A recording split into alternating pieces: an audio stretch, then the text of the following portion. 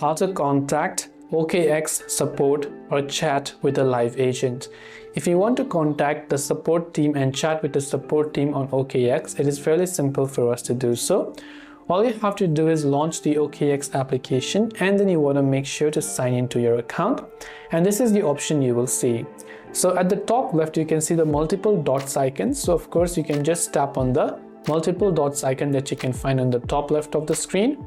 Then once done, you'll come to this page where under the more option you can see the question icon that says support. So tap the support option. So when you tap on support, normally it will give you all the help topics that you can deal with. But to talk to a live agent, scroll down and tap on the option that says chat with us and tap on it. So when you tap on chat with us, you have to simply fill out a certain form and then make sure to wait until an assistant is ready to talk with you. And then after you wait a couple seconds or minutes, then a live agent is going to get in touch with you and you can begin talking to that customer agent. I hope the video helped you out.